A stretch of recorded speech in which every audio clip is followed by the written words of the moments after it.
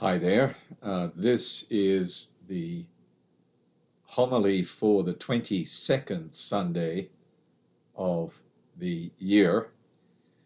And the key word today is humility. And because it is such a complicated concept, don't forget Satan's favorite sin is pride, which is the opposite of humility.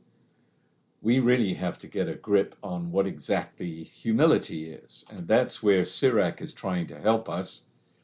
He's explaining, humble yourself the more, the greater you are, and you will find favor with God. What he's saying is, look, you're not God.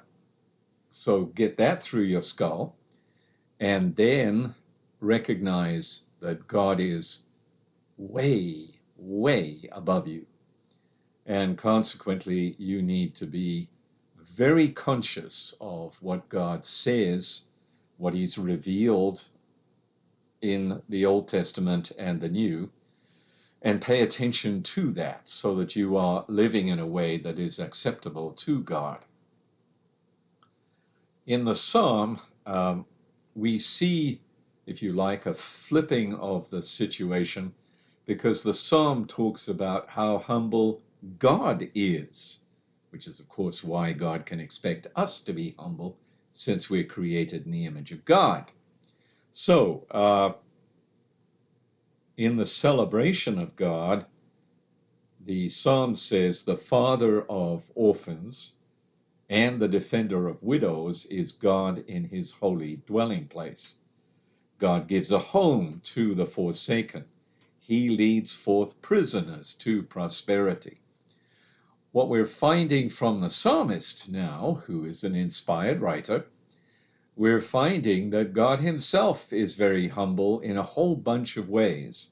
And notice the psalmist has listed those who are the most marginalized. And yet the psalmist knows that this all-powerful, sovereign God, to whom the whole universe answers, can reach down into the life of this orphan, or this widow, or this prisoner. And that is real humility, that he cares for each individual. And he cares for them in terms of providence, in terms of gracing the people around them so that they are taken care of. And this care is just automatic. This is what God does with a creation that he loves. Next, then, we have the reading about the city of Jerusalem. And basically, the writer, now don't forget, letter to the Hebrews is written after the time of Christ, maybe 100 AD, somewhere around there.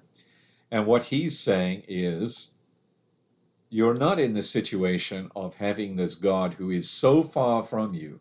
Don't forget, we've just been talking about how close God is to the widows, the orphans, the prisoners, and the forsaken. Now he's saying, you're not so far from God who has all these effects of being a blazing fire, gloomy darkness, etc., etc. No, you have approached Mount Zion, the city of the living God, the heavenly Jerusalem, and the Jesus, the mediator of a new covenant. Of course, that's very clear to Christians. So we are very close to God. It's just that the writer of the letter to the Hebrews is expressing that closeness using a different language from the psalmist. Lastly, then, you have the gospel where Jesus does a couple of things. First of all, he goes to dine in the house of a Pharisee, and so he tells them a parable about choosing the highest place.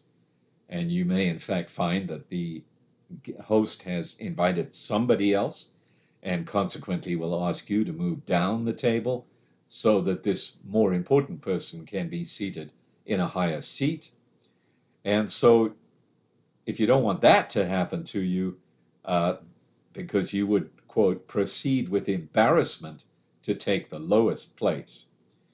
So basically, take the lowest place, be humble, and then you will If the host sees you there and wants to move you up, he can move you up. The host, of course, is God, which means God will also take down those who have some imaginary importance that God doesn't hold to be true.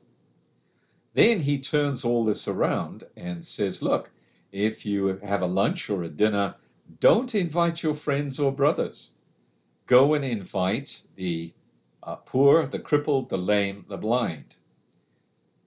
He's telling them that they'd better be aware of these people too, because society may, yes, be full of important people, even people who think that they're important, but in fact, society includes and values the crippled, the hungry, the lame, and so on. And so, in a very kind of unsubtle way, Jesus is telling them, care for those people. Take care of those people, because that is really important. Because if you do that, you will be repaid at the resurrection of the righteous. In other words, there's a far higher repayment, recognition, whatever word you want to use, if you are aware of the poor and the hungry and the homeless and all the rest of it. You will, in fact, be humbling yourself because you're actually paying respect to other people. And that is a humbling exercise. Don't forget, God himself, Paul has got this wonderful line, he did not count equality with God to be something that was grasped at. So here you have a lesson in humility that blows, if you like, out into the world as a care for the rest of humanity who we might think are inferior to us. But in fact, in other parables, he says, no, don't get that wrong. They're going to be in heaven before you are. With that rather disturbing message, I leave you. Have a good day.